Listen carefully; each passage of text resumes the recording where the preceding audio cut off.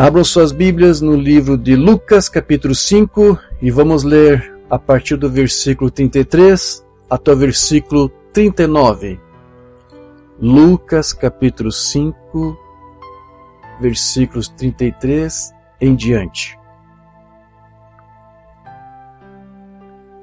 Lucas 5, versículo 36 em diante, diz assim a palavra do Senhor. Disseram-lhe eles, os discípulos de João, e bem assim os dos fariseus, frequentemente jejuam e fazem orações. Os teus, entretanto, comem e bebem. Jesus, porém, lhes disse, podeis fazer jejuar os convidados para o casamento enquanto está com eles o noivo? Dias virão, contudo, em que lhes será tirado o noivo. Naqueles dias, sim, jejuarão. Também lhes disse uma parábola. Ninguém tira um pedaço de veste nova e o põe em uma veste velha, pois rasgará a nova e o remendo da nova não se ajustará à velha. E ninguém põe vinho novo em odres velhos, pois o vinho novo romperá os odres. Entornar-se-á o vinho e os odres se estragarão. Pelo contrário, vinho novo deve ser posto em odres novos, e ambos se conservam. E ninguém, tendo bebido vinho velho, prefere o novo, porque diz, o velho é excelente. Vamos falar com o Senhor uma palavra de oração? Querido Deus e majestoso Pai Celestial, estamos felizes, Senhor, pela oportunidade que Tu nos dá de nos compenetrarmos mais uma vez na Tua palavra, e aqui nós fizemos a leitura da Tua Escritura, mas de nada podemos tirar proveito disso, a menos que Tu, o Espírito Santo, autor das Escrituras, abra essa Escritura e revele o que está aqui para nós. Faça isso hoje, Senhor. E eu sei que cada um dos Teus filhos que estão agora nos ouvindo estão aqui com esse desejo e compenetrados e focados nisso, na revelação da Tua palavra. Fala conosco, porque cremos que a Tua palavra serviu para os Teus filhos no passado e serve para nós hoje também.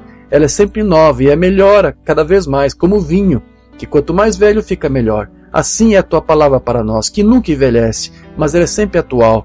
E quando nós estudamos a Tua palavra, Senhor, e vemos as coisas que Tu fez no passado, vemos que Tu volta a fazer as mesmas coisas hoje, porque Tu és o mesmo ontem e hoje eternamente, Tu não muda. E as mesmas coisas que sucederam no passado voltam a suceder agora. Então, Senhor, ajuda-nos a entender o que aconteceu lá no passado, com os discípulos de Cristo, com os discípulos de João Batista, para entendermos os dias de hoje, os dias atuais. Esse é o nosso propósito e apresentamos isso para Ti, e crendo que Tu nos socorrará, que Tu nos ajudará, nós pedimos essas coisas e Te agradecemos no precioso nome do Senhor, Jesus Cristo. Amém, Pai querido, graças a Deus. Aleluia. Amém, meus irmãos. Veja, nós já estudamos em outra ocasião que João Batista, ele foi ungido com o mesmo espírito do ministério de Elias, para preparar um povo para o Senhor. Eu creio que foi no último culto que nós tratamos rapidamente sobre isso, não foi? E as Escrituras dizem que quando João Batista então viu Jesus, ele deu testemunho para todos de que Jesus era aquele para o qual Deus enviou ele, João, para precursar. Então, João fez questão de dizer para todos, inclusive para aqueles que estavam lhe seguindo. João já tinha ali um discipulado. Eu não sei quanto tempo João estava ali no seu ministério. Talvez as Escrituras digam, agora não me lembro. Se já fazia anos, talvez já alguns anos que João já estava ali ao redor do Rio Jordão, fazendo os seus batismos, o batismo de arrependimento. E ao mesmo tempo dizendo, olha, virá alguém que batizará com o Espírito Santo e com fogo, ele juntará a palha com a sua pá, removerá, né, e queimará essa palha com fogo inextinguível. Ou seja, ele falava de coisas que Jesus faria, mas muitas coisas ele só faria depois que o próprio Cristo partisse. O batismo com fogo do Espírito Santo, Jesus não fez em vida ali, quando esteve durante aqueles 3 anos e meio de ministério. Ele fez depois, quando o Senhor o recolheu, o levou, e o Espírito que estava sobre ele então batizou um povo ali. Então João, ele tinha uma visão, ele sabia que o Cordeiro ia fazer certas coisas, mas talvez ele não sabia quando queria fazer. Ele esperava que Jesus fizesse essas coisas todas enquanto ele estava ali, mas não. o juízo, né? Isso vai ser só na segunda vinda. Então, João tinha uma visão ampla sobre algumas coisas que Cristo iria fazer, mas talvez ele não sabia que Jesus faria aquelas coisas que ele disse em diferentes dispensações de tempo. Mas o fato é que ele estava ali para dar o seu testemunho, para preparar um povo para receber o Senhor. E quando João Batista viu o Senhor, ele disse a todos: aqui está, aquele que eu tenho precursado para vocês. Está aqui, chegou finalmente, não é isto? Algumas escrituras aqui. João capítulo 1, verso 29 a 30. No dia seguinte viu João a Jesus, que vinha para ele, e disse: eis o Cordeiro de Deus que tira o pecado do mundo. Lembra? Há anos aqui estou dizendo que eu estou aqui preparando vocês para vocês estarem prontos para receber o Senhor. Aqui está o Senhor, aqui está o Cordeiro de Deus, aí está ele, pode olhar, é este, foi para este aqui que Deus me enviou para apresentá-lo a vocês. Aqui está, finalmente chegou. Essa foi a mensagem de João. Eu quero crer que ele foi bem taxativo, bem veemente aqui. E este é a favor de quem eu disse: após mim vem um varão que tem a primazia, ou seja, que é superior a mim, porque já existia antes de mim. Sim, ele está falando da pré-existência do Filho de Deus, não está falando de Deus em si. Deus nós sabemos que existiu antes da criação, mas o Filho já existia. Jesus Cristo, o Filho de Deus, que João estava precursando, já existia antes, já tinha uma pré-existência antes de João, certo? João nasceu 6 meses antes de Jesus, mas ainda assim João disse: antes de eu nascer, este Cordeiro já existia. Não está falando de Deus, mas do Cordeiro. João está admitindo a pré-existência do Filho. Não tente você mudar essa mensagem, essa é a doutrina aqui de João. Essa é a mensagem de João, o Elias da primeira vinda. Então, quando João disse que Jesus tinha a primazia, como mencionei, isso significava que ele estava dizendo ali que Jesus, o Messias, era superior a ele. Como também de que não haveria mais razão de alguém continuar seguindo a ele, a João Batista. Porque se o seu ministério era para preparar um povo para o Senhor, e o Senhor, na forma do seu Filho, estava ali, que razão agora caberia para que os discípulos agora continuassem seguindo ainda João? Agora eles deveriam seguir a quem? A Jesus, certo? Então todos dali por diante deveriam seguir o Cordeiro quando este aparecesse. E quando João viu este Cordeiro, ele testificou para todos de que Jesus era o Filho de Deus, para o qual ele estava aprontando um povo para recebê-lo. Outra escritura, João 1, verso 32 a 34. E João testemunhou dizendo: vi o Espírito descer do céu como pomba e pousar sobre ele. Eu não o conhecia. Aquele, porém, que me enviou a batizar com água, me disse: aquele sobre quem vires descer e pousar o Espírito, esse é o que batiza com o Espírito Santo. Pois eu de fato vi e tenho testificado que ele é o Filho de Deus, que existia antes de mim. Veja, não está falando de Deus que existia antes, está falando que o Filho de Deus já existia antes de João. Hã? Ah, sim, Deus tem um ofício chamado Filho. Não está falando do ofício chamado Filho, está falando de um ser real que Deus gerou. Agora, João está dando testemunho disso. Amém? Não tente você combater a Escritura, aceite a Escritura do jeito que está escrito, certo? Agora veja, não somente João estava ali dando testemunho de que Jesus era o Filho de Deus, o próprio Deus deu testemunho e vindicou o seu Filho ali. Mateus 3, verso 17. E eis uma voz dos céus que dizia: este é o meu Filho amado, em quem me comprazo. Amém? Glória a Deus! Agora você tem ali João testificando de Jesus, você tem o próprio Deus testificando. Agora você tem duas testemunhas para que todos saibam. Ali, quem estava ali? Aquele que João havia precursado. Não sei quanto tempo João estava ali ministrando, dizendo: olha, prepare-se, logo o noivo está chegando. Eu estou aqui preparando vocês para recebê-lo. Então, João, ele também disse aos seus discípulos que aquele que ele veio precursar já tinha chegado.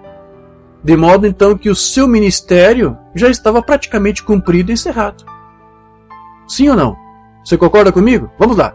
Se o propósito de João Batista era, com o ministério de Elias, preparar o povo, converter os corações dos pais aos filhos, e com uma mensagem para preparar o povo para receber o Senhor, uma vez que esse Senhor já veio, o que restava mais a João Batista fazer? Mais nada. Seu ministério já estava concluído. Com sucesso. Sim ou não? Com certeza. Então, praticamente seu ministério já estava ali cumprido, já estava encerrado, embora parecesse que os seus próprios discípulos não estavam muito bem conscientes disso. Não sei, parece que eles pensaram que Deus ia fazer mais alguma coisa através de João, mas não. Quando João preparou o povo até que Cristo viesse, e quando Cristo veio, encerrou o ministério de João. Certo, João 3, verso 25 a 30. Ora, entre os discípulos de João... Deixa eu ver uma coisa aqui. Entre os discípulos de João e um judeu suscitou-se uma contenda com respeito à purificação. Preste atenção nisso aqui, porque isso aqui é muito precioso, é muito importante. Amém? São coisas que aconteceram no passado e nós temos que ler isso aqui com muita calma. Eu quero esmiuçar isso aqui para você, porque uma vez você entendendo o que aconteceu aqui, você vai entender o que está acontecendo agora nos tabernáculos da mensagem. Preste muita atenção, eu quero todo o teu foco nisso aqui agora. Preste atenção. Ora, entre os discípulos de João e um judeu, suscitou-se uma contenda com respeito à purificação. Por que isso? Porque Jesus ali já estava coligando um discipulado, um apostolado, e ele estava ali fazendo batismos, seus discípulos, seus apóstolos estavam fazendo batismos, e várias pessoas agora estavam seguindo agora a Jesus. Havia um séquito de seguidores ali de Jesus e dos seus discípulos, seus apóstolos. Então, alguns estavam questionando isso com João Batista. E foram ter com João e lhe disseram: Mestre, presta atenção nessa palavra, mestre. Quem é que está falando aqui? Os discípulos de João. Havia discípulos ainda seguindo João. Você acha correto isso? Você acha normal isso? Não era para ser. Se João estava ali para precursar o Cristo e o Cristo veio, o que eles deveriam estar fazendo agora? Seguir o Cristo. Deveriam agora ser discípulos de Cristo, não mais discípulos de João. Mas a Escritura nos mostra claramente que alguns não quiseram seguir Jesus, mesmo João dizendo: ali está o Cordeiro, este é o precursado, este é o Filho de Deus. E alguns mais devem ter visto a voz de Deus: este é o meu filho também, estou aqui testificando junto com João. Mas mesmo com todo esse testemunho de João, alguns não quiseram seguir a Jesus. Não quiseram ser discípulos de Jesus, preferiram continuar sendo discípulos de João. Então, esses discípulos que resolveram continuar com João disseram: olha, mestre, ou seja, são discípulos de João, não quiseram ter Jesus como seu mestre. Ainda preferiram tomar João como seu mestre. Guarde tudo isso aqui. Aquele que estava contigo além do Jordão, do qual tens dado testemunho, está batizando, e todos lhe saem ao encontro. Se você não tem problema de analfabetismo funcional, você deve saber interpretar o que esses discípulos aqui de João estão dizendo. Eles estão aqui fazendo uma espécie de censura, de reprovação à obra de Jesus e dos seus apóstolos. Esses discípulos, eles tinham exaltado tanto a João, ao ponto de pensar que Jesus é quem deveria estar ali batizando pessoas para que elas depois se tornassem seguidoras de João, e não dele, de Jesus. Então, os próprios discípulos de João não concordaram com o seu próprio mestre, João, ao dizer que Jesus tinha uma primazia sobre o ministério dele. João diz para ele: olha, este que eu estou apontando é superior a mim. Mas parece que alguns não aceitaram, não concordaram. E quiseram ter João como primazia ao invés de Jesus, o Cordeiro, o precursado. Não é loucura tudo isso? Mas é o que aconteceu. Esses discípulos então estão ali recriminando a Cristo por estar criando o seu próprio grupo, ao invés de se unir ao grupo deles, o de João.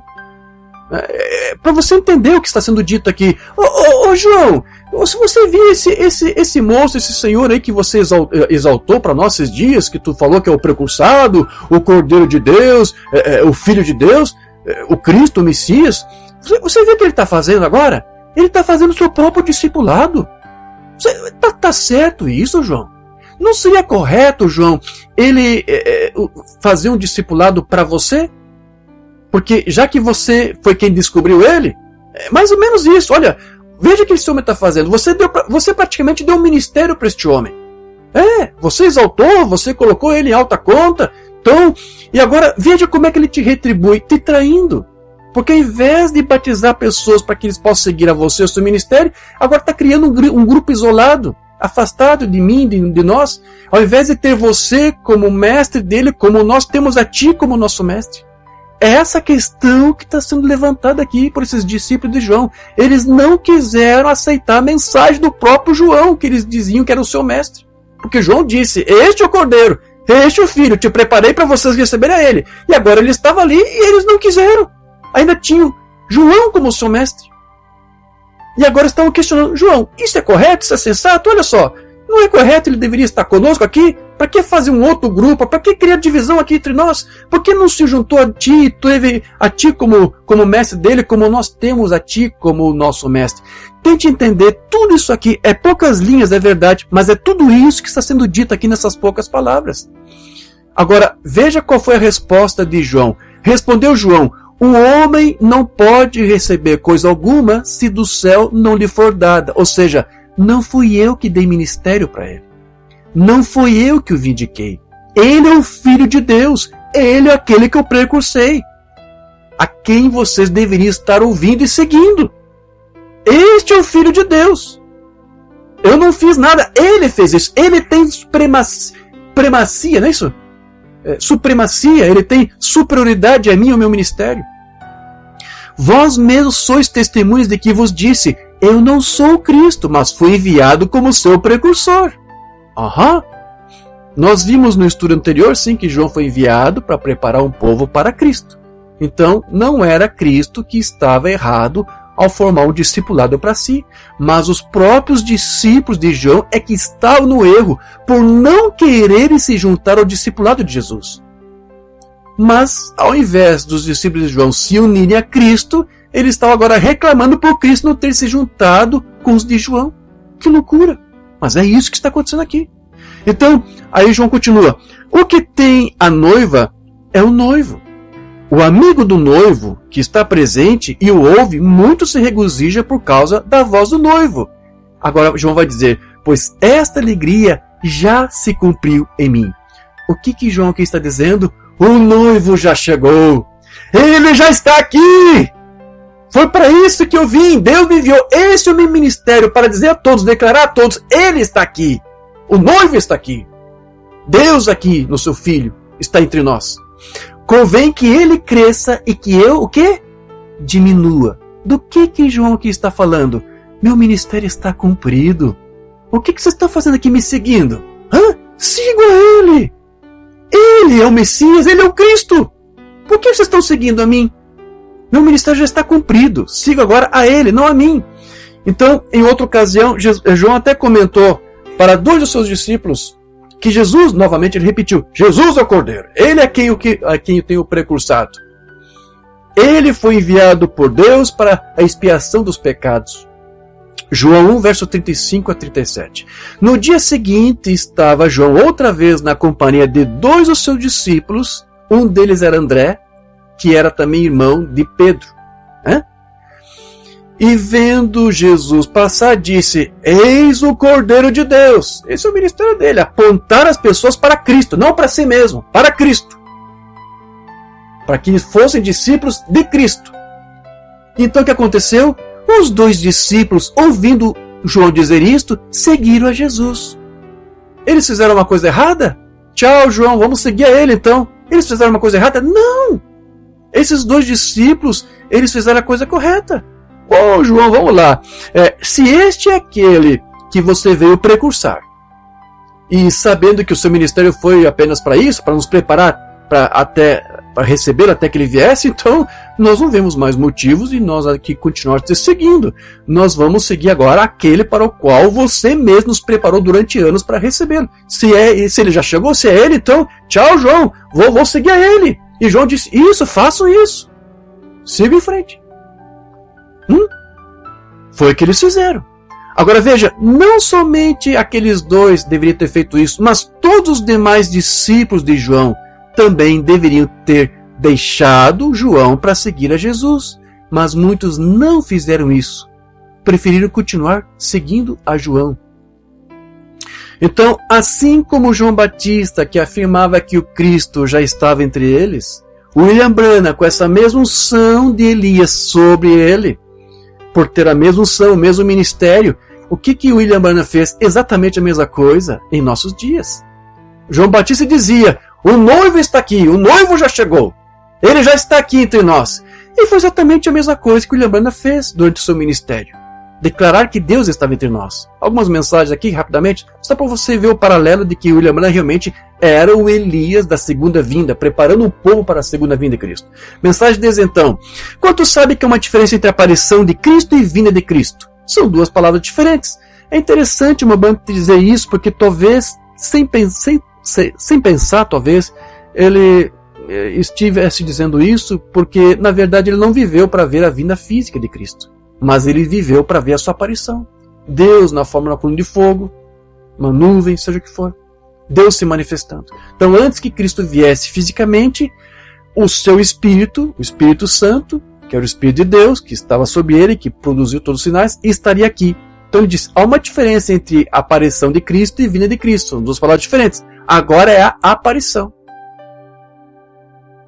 E o meu ministério é um ministério diferente de pastor ou de mestre. Eu não sou nada nenhum desses. Mas se eu disser coisas erradas, irmãos, perdoe-me. Eu não sou pastor, eu não sou mestre. Eu posso cometer alguns erros, falhas. Sim, nós temos visto aqui, mas não é nenhum problema. Isso não tira dele o que ele é e o ministério dele. E a importância que ele tem para a noiva nesse tempo do fim. Agora, eu não quero dizer isto, mas este é o meu ministério. Ver, declará-lo que ele está aqui. Exatamente como João Batista fez. Aqui está ele, esse é o meu ministério, declarar que ele está aqui, preparar vocês para recebê-lo. E aqui está ele, aqui está o Cordeiro de Deus. E agora vem William Branham com essa mesma unção dizendo, ele está aqui, recebam. Como? Onde que ele está? Na forma da sua palavra, porque primeiro é uma aparição antes da vinda física. Embora ele também tenha aparecido visivelmente para alguns, coluna de fogo, sinais e tudo mais. Mas ele estava dizendo, este é o meu ministério, que é o mesmo de João. E é nisso que o irmão Liveio disse que o ministério de uma banda se resumia, declarar que Deus estava aqui entre nós. Rapidinho aqui uma mensagem do irmão Liveio também. Perguntas e respostas número 13, que ele pregou em 92. Estamos olhando aqui para Apocalipse 10. Este desceu, o anjo forte, sim? Clamou em alta voz, como quando ruge um leão, e quando ele clamou, 7 trovões proferiram suas vozes, e quando 7 trovões pronunciaram suas vozes, e assim por diante. Então no último versículo diz, mas no dia da voz do 7º mensageiro, quando ele começar a soar, o mistério de Deus deve terminar, como ele declarou as boas novas do Evangelho por seus servos os profetas. Agora, essa é a versão real, mais literal, mais ou menos literal. Então veja, tudo bem. Antes de tudo, um poderoso mensageiro desce. O que você pode dizer quem ele é? Um mensageiro é o próprio Deus descendo do trono, descendo até aqui. Ou seja, é a parúzia de Cristo. E ao mesmo tempo há um outro mensageiro na terra. E a pista para a coisa toda é esta. Ele tem que ser um profeta, porque diz aqui que no tempo, o tempo não será mais. E nos dias da voz do 7º mensageiro, ele está na terra. Quando é hora dele trazer a sua mensagem, todo o mistério de Deus seria consumado. Ou seja, o ministério de William Branham, como o de Elias, também estaria cumprido. Amém? Apresentando esse Cristo na sua aparição, na sua parúzia, isto já por si mesmo já concluiu, já encerrou o ministério deste Elias. Ele veio aqui, este Elias da segunda vinda, ele viria aqui para preparar um povo por meio de uma mensagem, para preparar e receber o Cristo. E ele disse, este já está aqui entre nós, na forma da própria mensagem, o alarido que prepararia a igreja para o arrebatamento. Agora, embora eu tenha dito aqui para você que o ministério de Branham já estava cumprido por ele ter feito isso aqui, ministrar a palavra, preparar o povo, e anunciar que Cristo estava aqui, exatamente como João Batista fez no passado, eu não vejo nenhum problema de imaginar no dia da ressurreição dos santos, Deus usar mais uma vez o seu profeta William Branham com aquele mesmo ministério de Elias, porque quando ele ressuscitar, ele vai ressuscitar como o mesmo ministério. O William Branham não vai deixar de ser Elias. Ele pode muito bem usar mais uma vez o seu Elias para dizer: aqui está o noivo, vamos em direção a ele, vamos aprontar, vamos até ele. Ele pode, Deus pode fazer isso. No dia da ressurreição, Elias ali, outra vez entre nós, dizendo: ali está o noivo, apronte-se, vamos até ele. Por que não? Claro que sim. Foi o que João fez. E quando o nosso Elias ressuscitar, que outra coisa ele vai dizer para nós a não ser isso? Lá está o nosso noivo. Ele vai fazer a mesma coisa. Assim que o William Branham for despertado dentre os mortos juntamente conosco, ele vai dizer a mesma coisa. Aqui está aquele que eu disse, que aquele que eu apontei vocês, eu preparei vocês para receber, ele está aqui. Vamos de encontro a ele. Qual é o problema de Deus fazer isso? Eu creio que ele vai fazer. Porque esse é o ministério de Elias que estava sobre o William Branham, certo? E lembre-se, a pista é: meu ministério, minha mensagem é declarar que ele está aqui. Então, o mistério de Deus deveria se cumprir quando a palavra fosse revelada, manifestada e cumprida. E o William Branham disse que a palavra estava aqui, exatamente como João Batista fez nos seus dias. E o William Branham disse que Cristo mesmo era essa palavra revelada para nós agora, através dos mistérios que foram revelados, dos trovões que foram revelados e tudo mais. Rapidinho aqui, só algumas mensagens do irmão Branham. Perseverante, que ele pregou em 64. A palavra, ela está aqui, ela mesma. Não eu, amigo, sou apenas seu irmão. Mas a palavra está aqui. Ele está dizendo: eu não sou a palavra. Eu não vim aqui para vindicar a mim mesmo.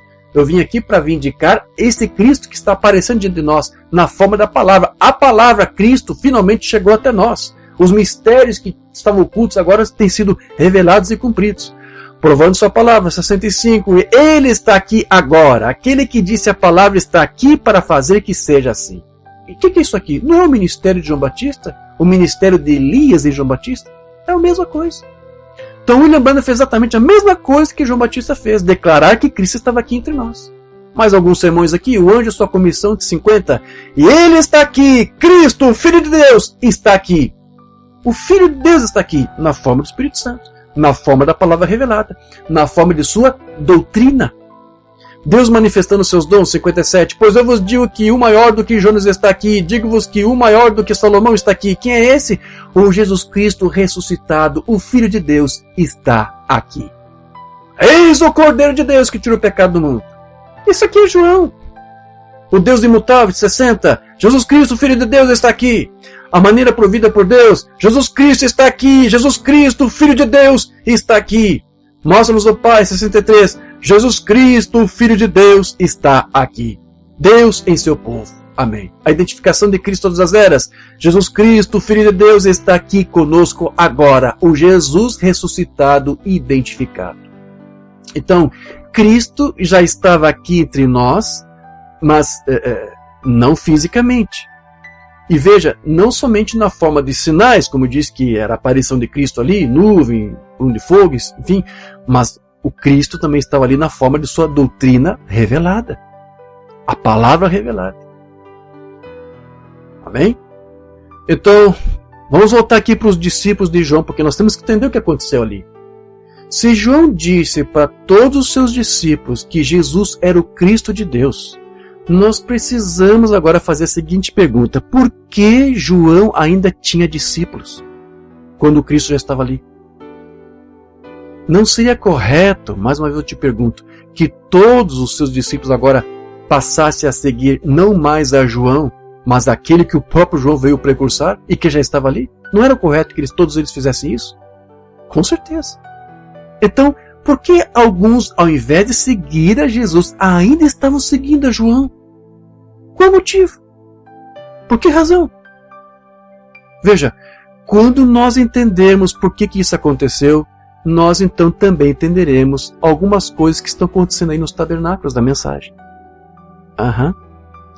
Eu só quero criar aqui uma figura para ilustrar para você mais ou menos, para você entender. Talvez você nunca parou para pensar nisso, mas então eu quero fazer uma figurinha aqui, um desenho aqui, só para você imaginar, para gravar isso aqui bem na tua memória.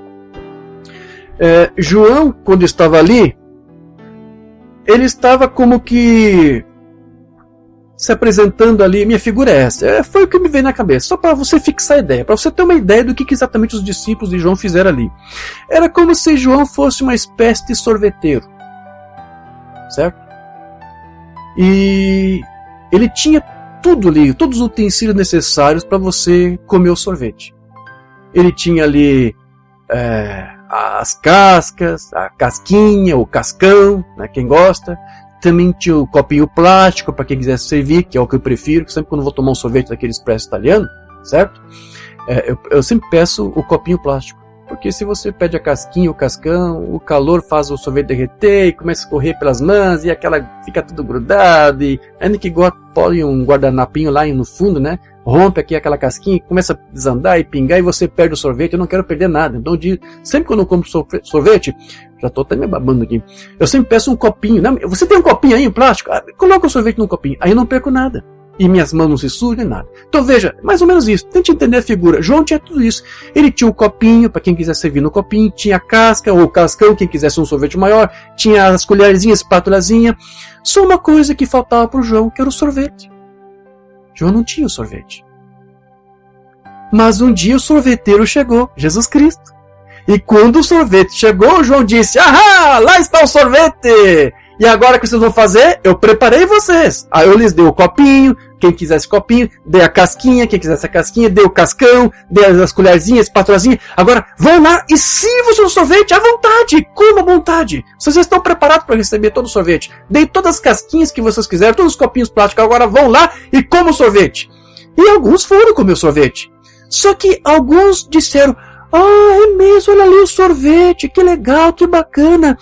Mas, João, sabe de uma coisa? Eu acho que eu não quero sorvete. Não, eu acho que eu vou me contentar só com a casquinha. Não quero sorvete, vou comer casquinha." É sensato isso aqui? Claro que não, é burrice, é tolice. Foi exatamente isso que os discípulos de João fizeram.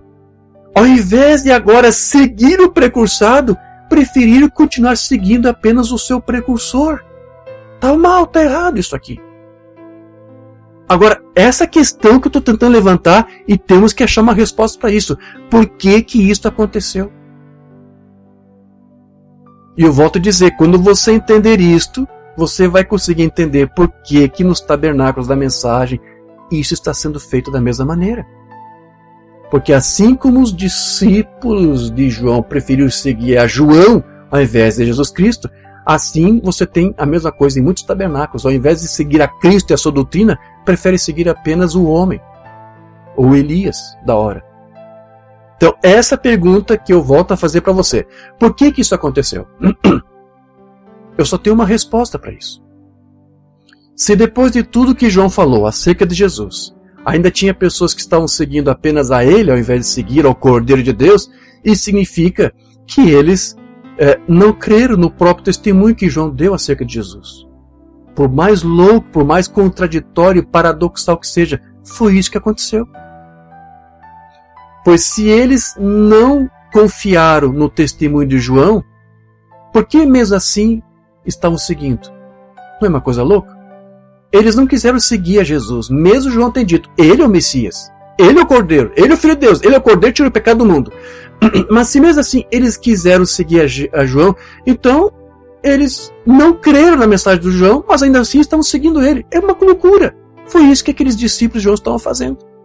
Então aqueles discípulos de João simplesmente se conformaram talvez com o status que eles tinham de ser seguidores do Elias da hora, mesmo não entendendo, aceitando o que João havia dito. Isso não te soa familiar com o que nós estamos vendo hoje nos tabernáculos? É a mesma coisa, meus irmãos. É exatamente a mesma coisa, meus queridos. Então, com isso, nós vimos que Jesus não foi o único que sofreu daquele problema que nós estudamos em alguns cultos passados, de ter seguidores, mas que na verdade eram inimigos da sua própria mensagem. Lembra quando Paulo mencionou isso? Eu mencionei, eu quero ler mais uma vez. Paulo falou de algumas pessoas que eram ministros do Evangelho, mas ao mesmo tempo eram inimigos do Evangelho.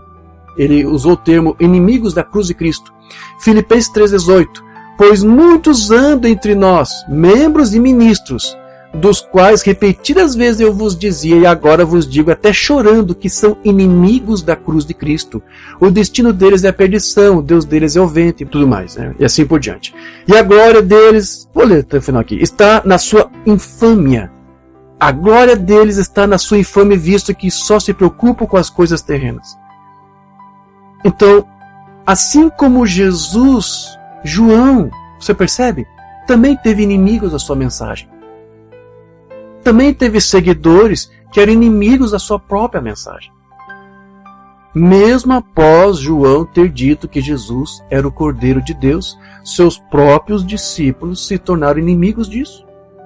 Então, se você aceitar o fato de que os discípulos de Jesus e de João Batista eram inimigos da sua própria mensagem, alguns sim, não todos, você então vai conseguir aceitar essa grande incongruência com que nos deparamos nessa última era, ao ver a grande maioria dos pastores da mensagem do William Branham pregar algo contrário ao que ele mesmo ensinou. Então, quando conseguimos entender o que os próprios discípulos de João Batista fizeram com a mensagem do Elias da primeira vinda de Cristo, nós vamos conseguir entender por que os discípulos de Elias da segunda vinda de Cristo estão fazendo a mesma coisa hoje.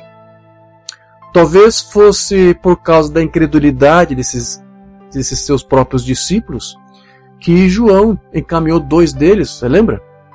Para ir até Jesus, para fazer a pergunta de que se ele era aquele que João havia precursado. João capítulo 11, a partir do versículo 2. Quando João ouviu no cárcere falar das obras de Cristo, mandou por seus discípulos perguntar-lhes: És tu aquele que estava para vir, ou havemos de esperar outro?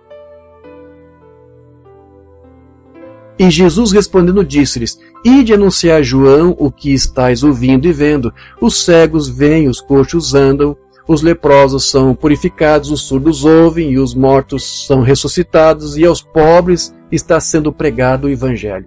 E agora vem a parte aqui que nos interessa.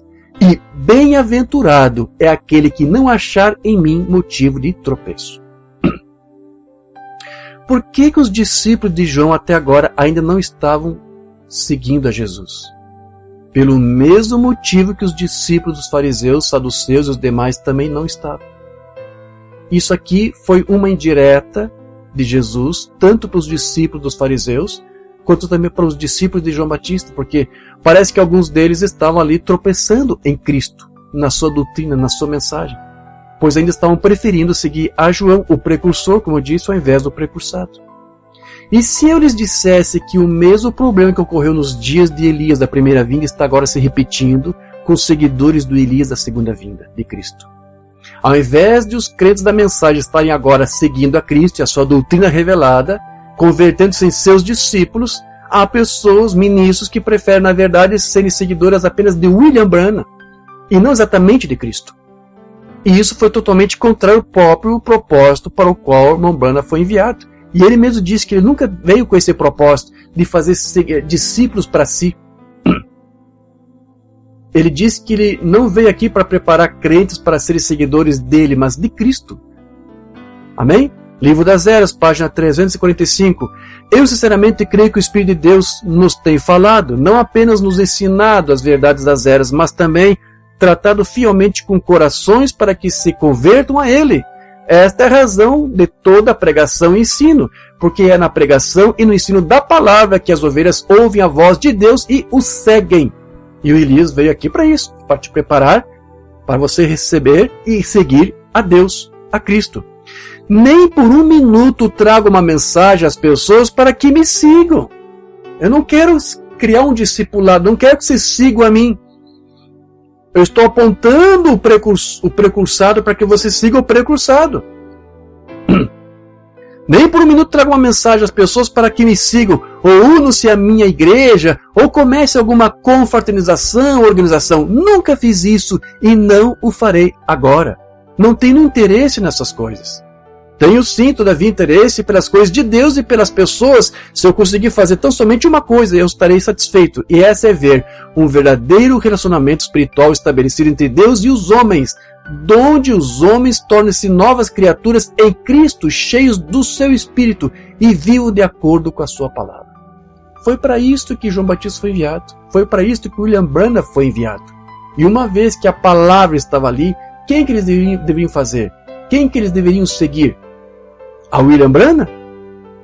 A pessoa do William Branham? Não, a Jesus Cristo. E exatamente a mesma coisa que os discípulos de João Batista fizeram, tendo preferido seguir a João do que Jesus, é o que você vê isso acontecer hoje. Então, por que isso aqui? Porque eles tropeçaram na doutrina de Cristo. Os discípulos de João tropeçaram na doutrina de Cristo. E por que alguns teimam em receber o Elias de hoje e a sua mensagem, exatamente como ele pregou? Porque tropeçaram na doutrina de Cristo. Os seguidores de João Batista não creram na mensagem de João Batista, mas eram seus seguidores. Mas eles não creram nessa mensagem, porque o precursado chegou ali e eles não quiseram segui-lo. Então, não creram na mensagem, mas estavam seguindo ali o Elias daquele dia. Então, você tem muitas pessoas dizendo, eu sou seguidor do Elias dessa hora, mas não creem na própria mensagem do Elias. Não creem. A doutrina que ele pregou é tropeço para eles. A doutrina de Cristo vira tropeço para eles. Então, existe inclusive, meus irmãos, grupos que são até mais defensores das fitas do William Branham do que da Bíblia. Você acredita nisso? Sim. Muitos estão inclusive esperando até o William Branham descer um cavalo branco para poder reinar no milênio. Por que isso? Porque são discípulos de William Branham, não são discípulos de Cristo. Tropeçaram na doutrina de Cristo. Existem também alguns pregadores nessa mensagem que batizam até em nome de William Branham, porque eles dizem que William Branham era o próprio Deus encarnado, o próprio Cristo encarnado. Então outros dizem que William Branham é o próprio Senhor Jesus Cristo. Todos esses são o que, na verdade? São inimigos da mensagem do Elias. Porque eles estão com essa atitude, levando esta mensagem ao escárnio e ao vitupério. Como os discípulos de João eram inimigos da mensagem de João. Então, apesar de toda a divergência que há entre esses grupos, porque uns dizem, o novo nome é isto, o novo nome é Branham, e ele é o próprio Cristo, e batiza o nome de William Branham. Apesar de haver divergência entre vários desses grupinhos, vamos ouvir suas fitas, não é isso? Temos que trazer William Branham de volta para os púlpitos. Por que isso? Porque são discípulos do Elias. Se eles fossem discípulos de Cristo, eles diriam, qual é o correto dizer? Temos que trazer Cristo de volta para os púlpitos. Temos que pôr as fitas, temos que tocar as fitas aqui. Por que isso? Porque são discípulos de Elias. Se eles fossem discípulos de Cristo, o que eles deveriam dizer? Temos que trazer a Bíblia de volta para os púlpitos. Mas não é essa conversa que eles falam lá. É outro diálogo. Porque é um outro espírito ali. É um outro discipulado. Não quiseram ser discípulos de Cristo, mas quiseram ser discípulos do Elias. E os que fizeram isso são contra a própria mensagem do Elias, porque disse, eu não vim aqui, Deus não me chamou, não me enviou, não me comissionou para preparar um grupo para você seguir apenas a mim. É para que vocês tenham comunhão com a palavra, com Cristo revelado. Mas como eu disse, tem todo esse movimento aí. Exatamente com aquele mesmo movimento. Quando você entende o que os discípulos de João fizeram lá, você vai entender por que os discípulos de Elias de hoje, da segunda vinda hoje, estão fazendo a mesma coisa. Por causa disso, eles lá tropeçaram na mensagem do próprio Elias e na doutrina de Cristo. E esses que não seguem a Cristo e a sua doutrina e preferem seguir apenas o homem e o William Branham é porque tropeçaram na mesma coisa, na doutrina. Agora, como eu disse, há muita divergência entre eles. Um grupinho assim, mas todos eles têm uma doutrina em comum, que é a doutrina unicista. Todos eles creem na mesma coisa. Uma doutrina, uma mensagem que sequer faz parte da mensagem apostólica. A doutrina unicista veio lá no século II depois de Cristo. Não é isso? Não é a doutrina original dos apóstolos. Não é. Mas porque essa é a doutrina que eles preferiram abraçar e defender, então eles chegam até a fazer manipulações de traduções da mensagem de Umbanda para dizer, olha, eu sou unicista porque o Umbanda era unicista. Tem uma tradução do ministério lá de Goiânia que eles traduziram o seguinte, na mensagem Unidade, parágrafo 148. Alguém me disse, irmão Umbanda, não é você unicista? Não a organização unicista, mas sou unicista com Cristo. Esse ministério de Goiânia traduziu assim. Só que lá no texto original em inglês, você vai ver que Jesus, o Branham, melhor, ele não disse isso. Somebody says to me, Brother Branham, aren't you oneness? Not the organization oneness, but I'm oneness with Christ. Ou seja, o Branham disse, eu sou unido, eu estou unido com Cristo. Mas esse ministério lá de Goiânia traduziu, eu sou unicista com Cristo. Infelizmente a Voz de Deus não traduziu até agora essa mensagem. Eu espero que algum dia, não demore muito, eles traduzam essa mensagem para nós. Até que eles traduzem, eu vou tomar essa tradução como não existente, porque não existe. Com essa manipulação aqui, eu me recuso a ler isso. Amém? Agora, a Voz de Deus fez a tradução dessa mensagem para o espanhol. Para o espanhol eles fizeram. Como é que a Voz de Deus traduziu isto lá no espanhol? Pero si estoy em unidade com Cristo. Exatamente isso que o William Branham diz. Estou em unidade, estou unido com Cristo. Não sou unicista com Cristo. Em espanhol seria, eu sou unitário com Cristo. Não foi isso que o William Branham disse. Mas eles manipularam essa mensagem para agora poder dizer, olha, eu sou unicista, eu prego unicidade, porque o Umbanda era unicista. Ele era unicista com Cristo. Então, quando nós citamos não somente esses vários sermões aqui no Umbanda, onde eles ali prova, né? Várias mensagens que o Umbanda diz, eu não sou unicista. Mesmo que você mostre esses vários sermões, onde o Umbanda diz que ele não era unicista, mas também comparamos o próprio ensino dele com o ensino modalista, mesmo você mostrando as diferenças, para você ver que o Umbanda não pregou unicismo, certo? Os unicistas da mensagem nos chamam de falsos por isso. Por que isso? Eles simplesmente não aceitam o que o William Branham, o Elias, esse dia aceitou. Como os discípulos de João seguiam João, mas não aceitavam a sua mensagem. É a mesma coisa. Só tem o status. Eu sou seguidor do Elias dessa era. Mas não creio na mensagem do Elias. Como os discípulos de João não creram na sua. É a mesma coisa, é o mesmo espírito, tudo se repetindo. Certo? Simplesmente não aceito o que o William Branham disse. Nada disso, meus irmãos, é novidade para nós. Tudo isso está apenas se repetindo, para que a própria Escritura se cumpra. É a Escritura de Eclesiastes, capítulo 1, verso 9 a 10. O que foi é e o que há de ser. O que foi é o que há de ser. Ou seja, o que foi lá no passado voltará a ser novamente. O que se fez, isso se tornará a fazer. Aquilo que você viu lá fazer no passado, voltaria a fazer agora.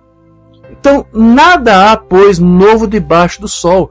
Há alguma coisa de que se possa dizer, vê, isto é novo? Não, disse Salomão.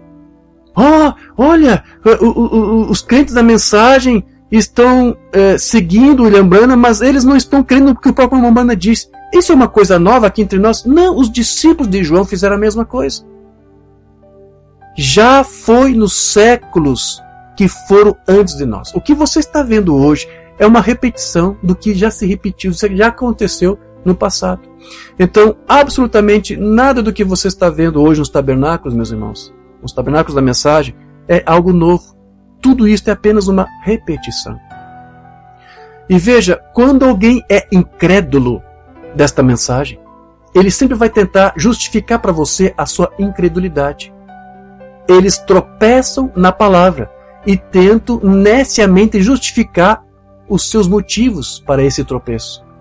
No caso dos discípulos de João, qual foi a desculpa que eles inventaram lá para dizer que eles não queriam mais seguir o precursado? Qual foi a desculpa? Qual era a queixa que os discípulos de João tinham com Jesus, o Filho de Deus? O de eles, os discípulos de João, estarem jejuando, enquanto os discípulos de Jesus não jejuavam. Mateus 9,14. Vieram, pois, os discípulos de João. Escute isso aqui. Os próprios discípulos de João vieram se queixar com Jesus. E lhe perguntaram, por que nós jejuamos e os fariseus também, muitas vezes, e os teus discípulos não jejuam? Você está entendendo qual é o pretexto aqui? Isso aqui é um pretexto que eles estão inventando. Olha, entenda, Jesus, por que nós não estamos te seguindo? Nós estamos seguindo João. Mas eles não creem na mensagem de João. Então agora eles têm que... Veja, todos eles têm que dar uma justificativa. Por que não conseguem aceitar o que o William Branham diz? Ainda que se diga o crente da mensagem. Por quê? Eles têm que dar uma justificativa. Não, mas isso aqui foi um erro que o William Branham cometeu. Está entendendo? Eles procuraram achar erros em Jesus. Como os discípulos do William Branham hoje tentam achar erros na própria doutrina de Elias, de William Branham. Não, ali quando ele disse que o pai é um ser, o filho é um outro ser com quem ele conversou. Não, aquele foi um erro. Não, eu não aceito isso aqui. Pretexto. Estão tropeçando e apenas estão arrumando uma justificativa, como esses discípulos aqui usaram.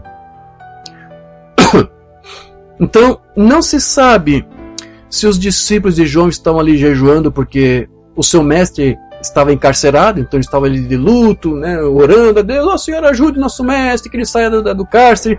Não se sabe que se eles estão jejuando por causa disso, ou porque o próprio João havia adotado tal prática como um método de purificação, de santificação, além do batismo nas águas. Como os próprios fariseus também estavam fazendo. Os discípulos dos fariseus, eles também jejuavam, eles jejuavam 2 vezes por semana. Os fariseus jejuavam toda segunda e toda quinta-feira. Não sei se os discípulos de João também adotaram esse mesmo método, né, esse metodismo de purificação, de santidade, de santificação, ou talvez fosse, eu não sei como é que ele fez.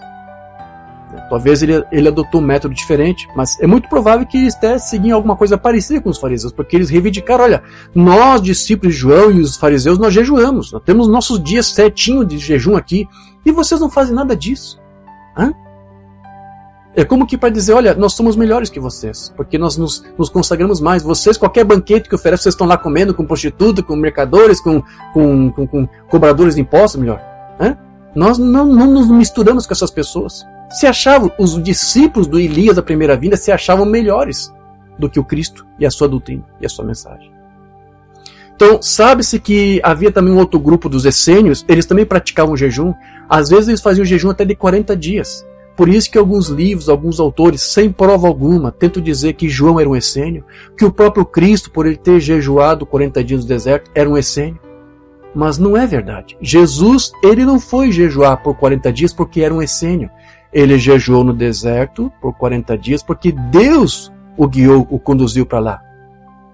Deus mesmo o dirigiu. O Espírito Santo. Mateus 4, 1 a 2. A seguir foi Jesus levado pelo Espírito ao deserto para ser tentado pelo diabo e depois de jejuar 40 dias e 40 noites teve fome. Ou seja, o Espírito Santo guiou o seu filho a jejuar. Agora, segundo a lei mosaica, só havia um único jejum que era obrigatório anualmente, que era o da festa do Yom Kippur, creio. Ou da purificação, ou melhor, dia da expiação, melhor. Nesse dia eles faziam um jejum. Esse é um jejum obrigatório. Era o único jejum obrigatório da lei. Não havia mais nenhum outro fardo em cima do povo sobre essa questão. Mas depois que os judeus saíram do exílio babilônico, já meteram mais 3 jejuns anuais. Já acrescentaram mais tradições acima da lei. E até chegar aos dias de Jesus, você já tem, como tu disse ali, os fariseus, que jejuavam, né, 2 vezes por semana, então isso dá quantas vezes por mês? Né? Não só por ano. Um ano tinha os jejuns obrigatórios, mas tinha esses jejuns aí semanais. Então nos dias de Jesus, muitos grupos religiosos estavam usando isto aqui. E estavam se gloriando disto. E foi a isso que Jesus aqui estava se mostrando contra. Porque esses homens estavam adotando esses métodos como meios legalistas para tentar se santificar. Então, diferente dos discípulos de João, dos fariseus, dos essênios, etc., Jesus ele não havia criado um método de purificação como esses grupos religiosos estavam fazendo. Mas veja, nem por isso Jesus era contrário à prática do jejum. Não, ele era a favor. Mateus 6,16 em diante. Quando jejuardes, vai dar umas instruções como jejuar, como fazer. Não vos mostreis contristados como os hipócritas. Alguns religiosos, né, quando faziam jejum, jogavam cinzas na cabeça. Eles faziam questão de mostrar, olha para mim, eu estou jejuando, olha só minha cara de tristeza. Eles gostavam de ostentar o seu jejum, sua purificação, sua santidade. Não vos mostreis contristados como os hipócritas, porque desfigura o rosto com o fim de parecer aos homens que jejuam. Eu faço agora a pergunta, será que além dos fariseus, os discípulos do Elias também eram hipócritas assim? Será que eles também ostentavam o seu jejum? É provável. Será que Jesus está se referindo a eles também? Uma pergunta, hein? Em verdade vos digo que eles já receberam a recompensa. Sim, o pessoal admira, sim. Tu, porém, quando jejuares, unge a cabeça e lava o rosto. Não aparenta que você está jejuando. Tente mostrar uma boa aparência. Sim, mantenha a tua compostura, com o fim de não parecer aos homens que jejuas, e sim ao teu Pai, que em secreto, e o teu Pai, que vem em secreto, te recompensará. Veja, Jesus não era contra o jejum. Não era contra. Então, alguns grupos religiosos tinham o costume de colocar cinza, como eu disse, na cabeça, para mostrar a sua dedicação a Deus, sim. Então, Jesus ele manda você manter uma aparência normal, para que não fosse feito assim de modo ostensivo, Mas veja, embora Jesus rejeitasse o jejum do tipo legalista, com vistas à autoglorificação, ele mesmo jejuava, em particular, e permitia um jejum que fosse voluntário para benefício espiritual. Essa aqui é uma das poucas instruções que Jesus deu acerca do jejum, que provavelmente era uma prática que deveria ser seguida com oração. Então o jejum é uma coisa que o Espírito Santo mesmo tem que te guiar a fazer, como o Espírito Santo guiou seu filho a fazer. Marcos 9, verso 28 e 29 é um texto muito usado para falar sobre jejum. Quando entrou em casa os seus discípulos e perguntaram em particular, por que não podemos nós expulsá-lo? Lembra aquela ocasião que havia um rapaz possuído por demônios e os discípulos oraram e repreenderam e não conseguiram expulsar os demônios? Lembra? Então veio Jesus e o expulsou. Então eles perguntaram, por que nós não conseguimos fazer isso, Senhor Jesus? Respondeu-lhes, esta casta não pode sair senão por meio de oração. Agora veja, quando Jesus disse senão por meio de oração, você tem que subentender que ele também está incluindo aí o jejum. Com certeza. Ele está falando aqui de um tempo de consagração, buscando a Deus, orando, estudando a palavra, certo? Então, ele não mencionou oração e jejum, mas se ele falou em oração, obviamente que subentende que também você está ali orando e se consagrando a Deus e ao mesmo tempo se desprovendo de alimento, relações sexuais, seja o que for. É o momento que você está a sós com Deus, pelo tempo que o Espírito te guia a fazê-lo. Durante esse tempo você não vai comer nada, você não vai fazer oração comendo, vai? Por favor, eu gosto de brincar e desculpe se parecer grosseira a minha brincadeira aqui, minha ilustração, né? Eu costumo dizer isso, ninguém ora a Deus comendo uma fatia de pizza na mão. Você faz assim, você ora a Deus desse jeito? Pai nosso que estás no céu, santificado seja o vosso nome.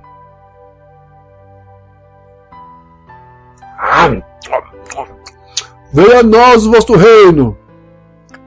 Seja feita a vossa vontade. Assim, é assim que você ora a Deus?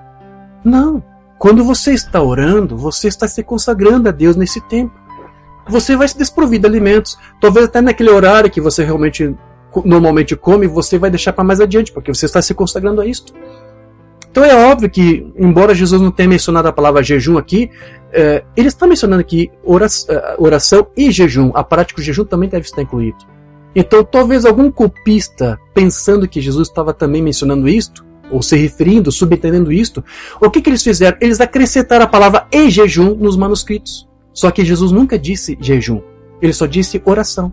Aqui na escritura de Marcos você vai ver a palavra e jejum entre colchetes, na atualizada. É a única tradução que mostra das revistas, das traduções do Almeida, assim, as interpolações.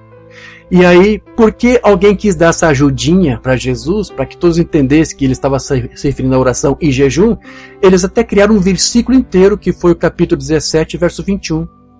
Lá você lê assim, mas esta casta não se espelhe senão por meio de oração e jejum. Você vai nos escritos mais antigos lá, você não vai encontrar isso aqui. Isso foi interpolado, acrescentado.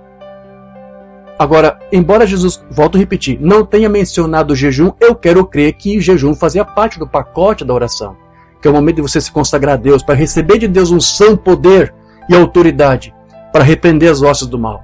Se você tem um problema, uma luta muito forte, faça isso, ore, busque a Deus, consagre-se a isso. Seja desprovido por um tempo de alimento, de sexo, seja o que for, consagre-se, dedique-se a Deus. Se há uma luta grande aí, Jesus está dando aqui o caminho para você vencer. Faça isto. Certo? Então, volto a dizer, ele não mencionou a palavra jejum, mas alguém quis dar uma ajudinha e colocou a palavra jejum porque subentende-se que Jesus estava incluído o jejum. Eu também creio nisso. Certo? Ok, mas veja, Jesus foi só até aí, ele não ficou acrescentando dogmas sobre como você fazer. Amém? O Mombrana, ele jejuava 3 dias antes de partir para um culto de cura divina. Ele jejuava para se consagrar a Deus, para estar preparado. Ele entendeu as Escrituras. Na verdade, isso é uma coisa muito pessoal. A questão do jejum é muito pessoal. Cada um deve conhecer os seus próprios limites, ver como deve fazer, ou até onde vai. E é uma questão de disciplina também, de fazer conforme se sinta mais guiado pelo Espírito a fazer. Mas o importante é isso, sentindo-se guiado por Deus a fazer isto. Não porque algum líder, porque algum homem, porque alguma organização te ordenou a fazer. E os discípulos de João e os discípulos de fariseus, eles faziam o jejum porque tinham um método de santificação. Jesus não criou isso aqui. Ele disse que o Espírito Santo te guie como guiou a mim lá no deserto. É mais ou menos isso que Jesus aqui estava dizendo. E quando ainda se sentir guiado a fazer isso, não fica ostentando, não fica dizendo e contando. Certo? Então veja, a reclamação dos discípulos aqui, voltando para o nosso tema aqui, os discípulos de João, era de que Jesus estava fazendo algo novo e diferente do que eles estavam acostumados a fazer. Afinal, João estava ali pregando a lei.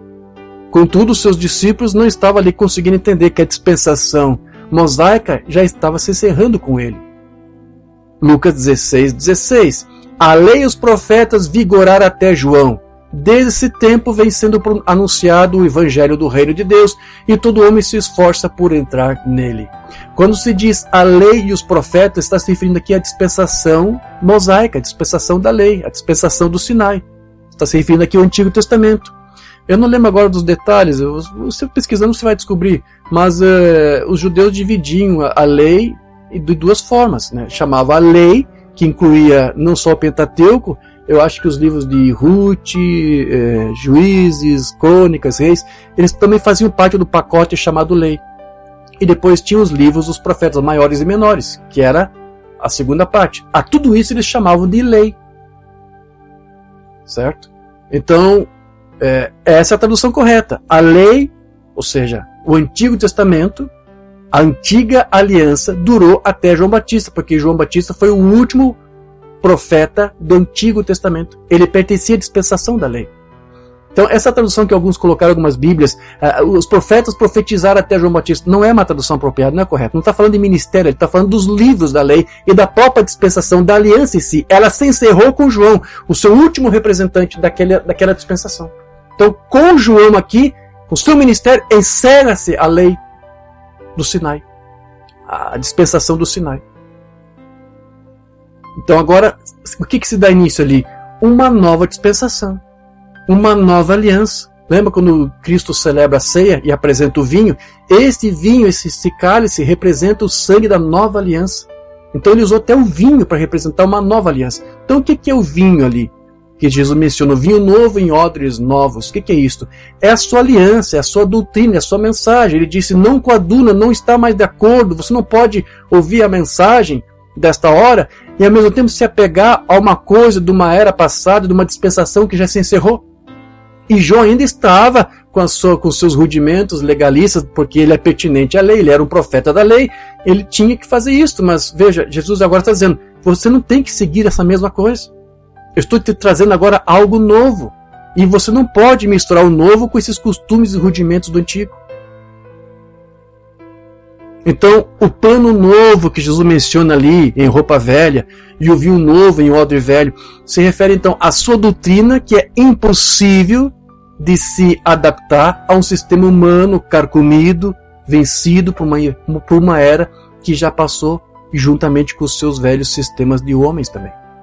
Então, especificamente ali a parábola do vinho novo em odres novos, ela foi contada por Jesus para mostrar que nós precisamos estar prontos e abertos para aceitar os ensinos e a doutrina de Cristo. Na época de Jesus, as pessoas usavam um recipiente, né, de couro, de animal, chamado odre, para guardar o vinho. Mas se o odre era velho, o couro ficava seco, ressecado e duro, e o vinho novo ele fermentava, então fazia o odre velho explodir. Então o vinho novo tinha que ser colocado em odres novos, geralmente maleado também, passado com azeite, para deixar bem flexível, para poder receber e suportar aquela doutrina, aquela fermentação da doutrina. Estou usando já os tipos de Jesus aqui. É isso que Cristo estava dizendo. A doutrina, para você receber, você tem que se converter em odres novos, você tem que ser uma nova criatura, se desvencilhar das tradições dos homens, dos rudimentos dos homens e dos seus antigos discipulados. Se você tinha um bom mestre, que bom, conheçamos e prossigamos em conhecer o Senhor. Mas muitas vezes você pode ter seguido uma coisa que agora não serve mais. Mas no caso da doutrina unicista, que é pregada em todos os tabernáculos, nunca serviu para nada. É uma doutrina natimorta, já nasceu morta, nunca serviu para nada. Estão tentando servir vinho novo em odres velhos. Jesus disse aqui na sua parábola, não vai funcionar. Amém? Eu vou pular aqui já para nós ganharmos tempo. Então João Batista, ele disse que ele viria aquele que iria batizar com o Espírito Santo e com fogo, sim. E quando esse batismo com o Espírito Santo veio lá no Pentecostes, todos ali foram provados, ou antes provaram um novo vinho. Um vinho que havia feito com que eles também se tornassem odres novos. Ou antes, porque eles se tornaram odres novos, eles estavam preparados para receber o Espírito Santo, que era um novo vinho que estava sendo dado ali para eles. Redenção e plenitude em regozijo, mensagem que uma banda pregou em 54. No dia de Pentecostes eles estavam unânimes no mesmo lugar, então de repente veio um som do céu. O homem não tinha nada a ver com aquilo, como um vento veemente e impetuoso. Amém. Vou ganhar tempo aqui, vou pular aqui alguma coisa. Aleluia, vão me chamar de santo rolador de qualquer modo, então é melhor eu começar agora. Pois bem, veja, estavam cheios de vinho novo, isso mesmo, o vinho que vem de Deus do céu. Você já viu um bêbado? Ele simplesmente é apaixonado por tudo, veja. Então, ele está falando aqui do estímulo da revelação. Como que deixa você como que embriagado, sim? Assim estava aquele povo lá, cheio do Espírito Santo, cheio do vinho novo descido dos céus. Por que isso? Porque eles eram odres novos. Você não pode receber a doutrina a menos que você primeiro receba a salvação, receba a conversão, passe por todas aquelas etapas da graça. Então é com esse vinho novo que William Branham conseguia fazer o ministério de Elias se cumprir no seu próprio ministério, que era retificar aquilo que estava torto. Como é que uma banda fazia isso? Aplainar os montes. Como é que ele fazia isso? Com o vinho novo, com a doutrina de Cristo, com os mistérios de Cristo revelados, os mistérios de Deus revelados e cumpridos. Então, essa revelação desses mistérios que estavam escondidos e que foram colocados ali em odres novos é que estava ajudando a preparar um povo para receber o Cristo. Amém? Mas ele não veio, William Branham não veio para trazer uma doutrina para você colocar em odres velhos dos antigos sistemas, porque eles nunca vão aceitar isto. O quarto selo, agora verificamos isto, estimula e dá gozo, porque é a palavra de Deus, é o vinho novo estimula quando revela a palavra, então traz gozo, é imensurável algumas vezes. Então o vinho novo, ele é o estímulo da revelação desta hora, enquanto que o azeite, ele é o Espírito Santo que nos amolece e nos converte em odres novos a fim de receber o vinho novo. Amém? Perguntas e respostas sobre selos. Não danifiqueis o azeite e o vinho. O que o azeite e o vinho significava? A escritura lá de Apocalipse. Ora, o azeite, como tomamos em símbolo, significa o Espírito Santo. Agora pense, o que estimula a igreja? A revelação. Está vendo? Assim o vinho novo. Então, o que é o vinho novo? É a revelação desta hora. E o azeite é o que vai fazer você se converter em odres novos, para receber essa revelação. Então, se você não tiver o Espírito desse dia, com a revelação desse dia, a parus de Cristo, você nunca vai aceitar a doutrina desse dia. Então, quando Jesus disse que não se pode colocar vinho novo em odres velhos, ele estava se referindo à sua doutrina, que jamais poderia ser aceita por alguém cuja mentalidade ainda estava presa a um sistema humano envelhecido e carcomido e ultrapassado. A velha igreja que vive do clarão de uma era passada não suporta a revelação da hora. Muitos não aceitam a doutrina de Cristo nos tabernáculos porque suas mentes unicistas estão ressecadas e envelhecidas como um odre velho. Por isso que eles não podem receber a doutrina e chamam disso de doutrina, como é que é? Dualidade. Eles nem sabem o que é dualidade. Esse pessoal aí, unicista, que não aceita a doutrina de Cristo que nós pregamos, que é a doutrina que o Umbanda, o Elias essa hora pregou, chama de dualidade, para eles fazerem isso é porque eles nem sabem o que é dualidade. O pai do arianismo, Ário, o pai da dualidade, ele conseguiu resumir toda essa doutrina com uma única palavra. Ele disse, o que as pessoas têm contra mim é porque eu não concordo, não aceito que Jesus era uma parte de Deus. Ário resumiu toda a sua doutrina com essa palavra. E você tem vários sermões de uma banda dizendo que Jesus era sim uma parte de Deus. Ário discordava. Então como que nós, que falamos a mesma coisa que o Umbanda, esse povo ainda nos chama de arianos? Se Ário não dizia a mesma coisa que William Branham? Ele não acreditava que Jesus era uma parte de Deus. O Filho de Deus era uma parte de Deus. Umbanda ensinou isso. Nós ensinamos. Então não estamos pegando o dualismo. Umbanda não pregou o dualismo. Mas você está entendendo qual é o pretexto que eles usam. Isso aqui não está certo, isso que foi o erro que o Umbanda cometeu. Os mesmos tropeços, os mesmos pretextos que os discípulos do Elias da primeira vinda cometeram. E apresentaram para a sua justificação. Então, volto a dizer, muitos não aceitam a doutrina de Cristo nos tabernáculos porque as suas mentes estão envelhecidas como o odre velho. Se alguém assim ouvir sobre a doutrina de Cristo, vai deixar tudo a perder, porque é demais para a sua teologia modalista. Então, o odre velho ele vai se estragar, e o vinho novo que for dado vai se perder, vai ser jogado fora também. Você vai perder seu tempo tentar trazer vinho novo à doutrina de Cristo para essas pessoas com suas mentalidades de odres velhos. Vai dar tudo a perder. Como os discípulos de João, que não aceitaram tudo que seu próprio mestre lhes disse. Mas o odre novo, disse o Umbanda, vai dar amém para toda a doutrina. Vai dar amém para tudo que o mensageiro falou. Umbanda disse que Deus falou com o seu filho, façamos o homem a nossa imagem e semelhança. O odre novo vai receber esse vinho novo e vai dizer amém. Umbanda disse, agora temos dois, o pai e do pai veio o filho. Um halo de luz, o seu filho que Deus gerou no princípio. Um odre novo vai dar amém para esse vinho novo. Mas um odre velho vai dizer, não, isso aqui está errado, isso aqui é o problema, eu vou ficar com William Branham.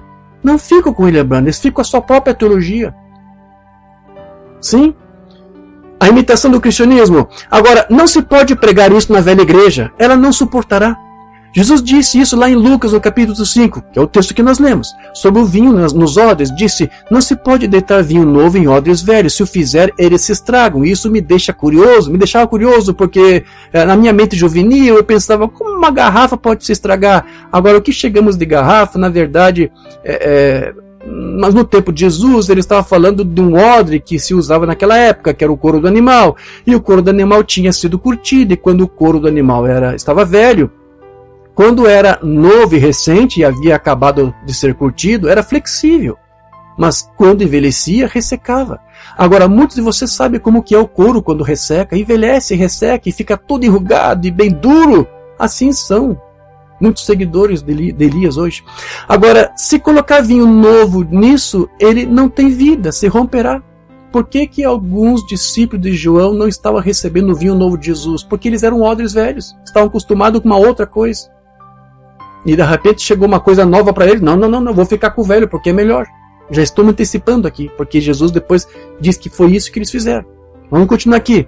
O Umbanda vai dizer mais. O vinho novo tem vida e ainda está fermentando. Eu espero que vocês vejam isto. A vida nova está fermentando. Quem tem a doutrina de Cristo, isso te fermenta.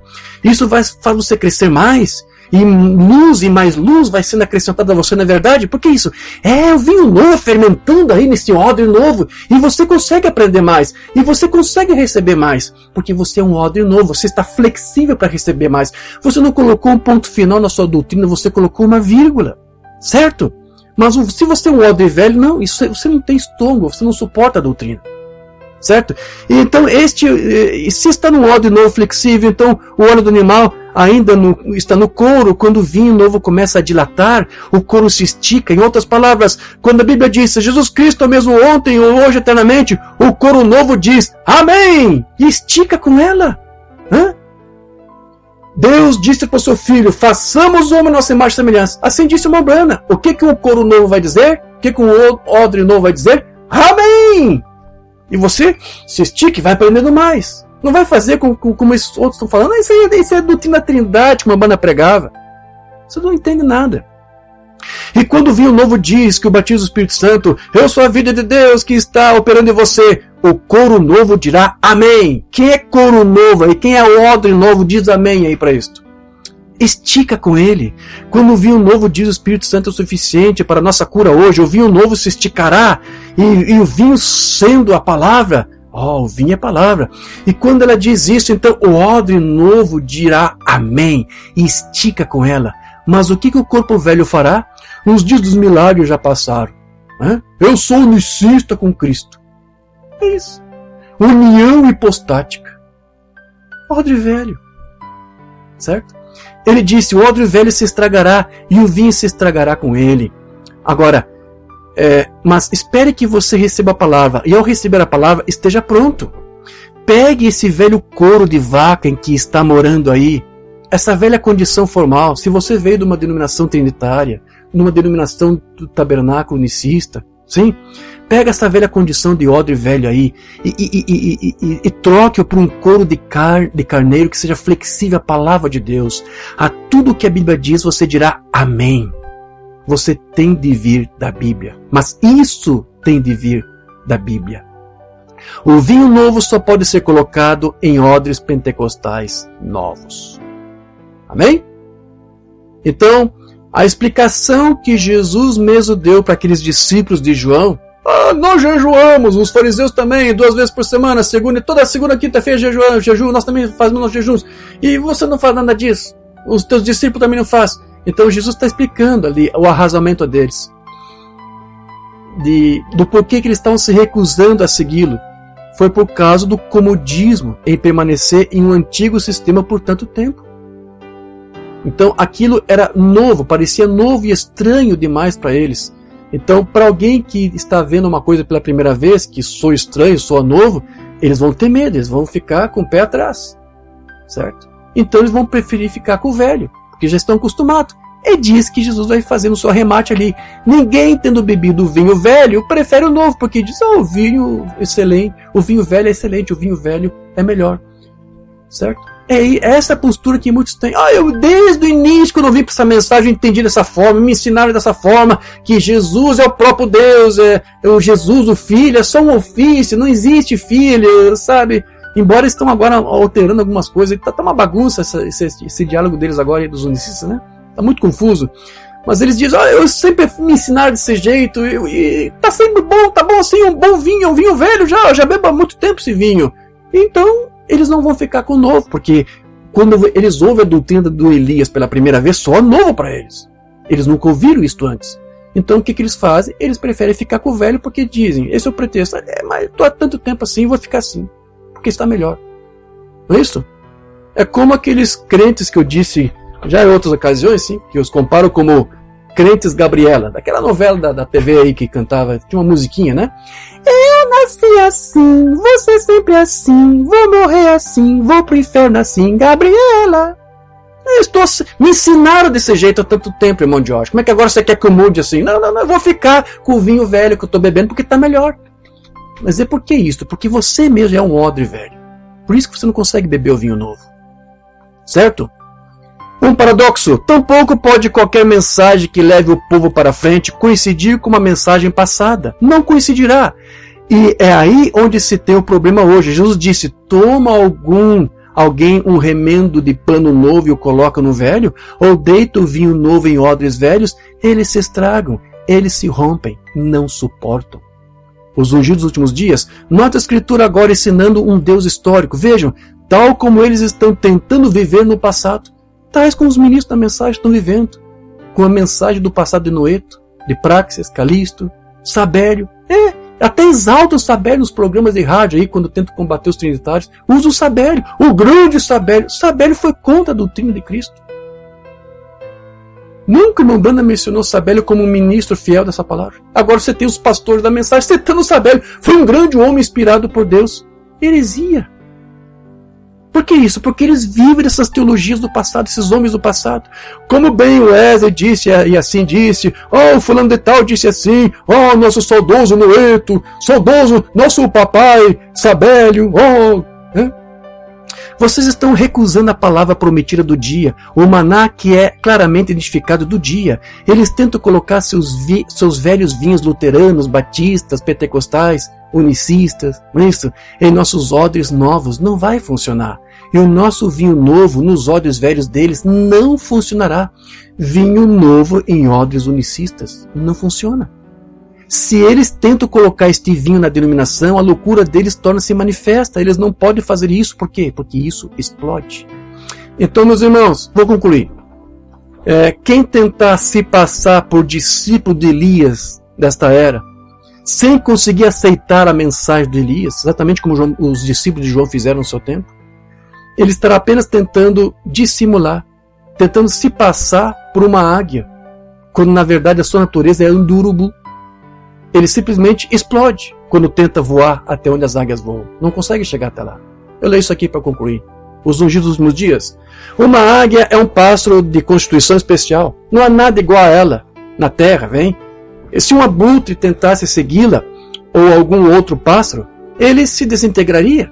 Suas loucuras se tornariam manifestas com toda certeza. Ele explodiria quando tentasse colocar o vinho novo em um odre velho. Vem, ele explodiria. Ele se desintegraria. Ele não é feito, seu corpo não é unido com a estrutura para mantê-lo lá em cima. Quando ele chegar nas grandes esferas lá em cima, se ele não foi feito, ordenado, predestinado, nascido águia, ele se arrebentará em pedaços. Se ele não for um odre novo, for um odre velho, não vai suportar. Vem, as penas voariam de suas asas, e ele cairia por terra, certamente. Ele não pode seguir a águia em altura. Se ele tentar, sua loucura se tornará manifesta. Isso mesmo. Não se pode, porque ele não pode ver como a águia. De que serve tentar chegar bem alto se não pode ver onde está quando está lá em cima? E se ele tentar, até mesmo tentar personificar esta águia em alturas, ele se torna tão cego que ele não sabe a que ponto chegou. Isso mesmo. Ele está gritando e berrando e comportando-se de forma estranha, mas simplesmente fale a palavra para ele. Ora, aí sua loucura torna-se manifesta. Amém? É isto. Que Deus nos ajude e que a cada dia Ele nos converta em odres novos, mais flexíveis para o ensino, que esteja disposto para o ensino, esteja disposto para aprender, para receber mais luz, mais de Deus, mais entendimento, a dar amém. O odre novo dá amém ao vinho novo, à doutrina de Cristo, porque se desvencilhou do velho, se desvencilhou da escola passada. Amém? Que Deus ajude o nosso povo. Precioso Deus e querido Pai Celestial, agradecemos imensamente por esse tempo que Tu nos concedeu, para vislumbrar tudo isso que aconteceu no passado e entendermos um pouco melhor por que essas coisas estão se repetindo hoje em nosso meio, entre aqueles que se dizem discípulos de Elias, mas não creem na mensagem do Elias. Senhor, agradecemos a Ti por Tu ter nos dado a direção certa para seguirmos nesse caminho do meio, sem andar para os extremos. Obrigado, Senhor, que cada filho e filha Tua que está aqui ouvindo essa ministração, que eles possam ser untados por esse óleo do Espírito Santo, para torná-los mais flexíveis, para que Tu possas dar revelações para eles, para que Tu possas falar com eles em visões ou em sonhos. Há tantas coisas que Tu tens para nos dizer, há tantas coisas que Tu tens para nos falar, para nos preparar nesses tempos difíceis que estamos vivendo. Precisamos de orientações Tuas, precisamos de instruções Tuas, mas para isso precisamos ser como odres novos, preparados para ouvir de Ti, receber de Ti todo este vinho. Então, Senhor, nos ajude, nos aprimore, nos torne melhor a cada dia. Sim, Senhor, não superiores aos outros, mas tomamos a Ti mesmo e a Tua palavra também como nossa primazia, como superior a nós, porque estamos aqui apenas para servir a Ti e ao Teu reino e dar testemunho de tudo isto. Obrigado, Senhor, que Tu venhas aqui formar uma geração forte e posicionada na palavra. Agora, Senhor, eu creio que eles conseguiram entender um pouco melhor essas coisas que estão sucedendo e a grande posição que Tu os colocaste e a grande responsabilidade que Tu está confiando a eles nessa posição que Tu lhes deu, para que eles possam ser realmente como vinho novo, como odre novo, recebendo mais de Ti e testificando de Ti e da Tua palavra, não mais de uma coisa, de uma outra era que já passou. Senhor, ajuda este povo que aqui está, ajuda todos os Teus filhos e que isso seja uma bênção não apenas para nossas vidas pessoais, para nossas famílias, para nossos lares, que onde estivermos, Senhor, que esse estímulo da hora, que esse estímulo da revelação nos torne melhores filhos para Ti. Ajude cada um de nós, Senhor. Toma-nos nas Tuas mãos. Qualquer luta, qualquer oposição que enfrentamos pelos odres velhos, nós não desejamos desafiá-los, mas deixamos para Ti, Senhor, que Tu possas esclarecê-los, quem sabe também como Tu nos esclareceu, untando a eles também com Teu óleo santo, porque nós saímos de lá também, Senhor. Então nos ajude, porque sabemos que há muitos outros filhos que não dobraram os joelhos para o Baal unicista nos tabernáculos. Então, Senhor, ajude a eles, que eles possam enxergar e que eles possam vislumbrar e beber do vinho novo. nesta nova dispensação. E aqui sabemos que com tudo isso, tu fazendo isto em nós, esta obra é para nos preparar para o nosso noivo, que já está aqui. Ele já está aqui em espírito. Apenas esperamos o grande dia em que ele nos tomará nas mãos para nos levar para a ceia das bodas do Cordeiro. Até lá, Senhor, que continuemos firmes em nossos propósitos, firmes em nossas convicções. Que nenhum dos teus filhos arrede 1 milímetro sequer dessa palavra, mas que este próprio vinho novo lhes dê autoridade e posição para testificar como bons filhos teus e dessa palavra. Em nome de Jesus. Pedimos, Senhor, e te agradecemos. Amém, Pai. Graças a Deus.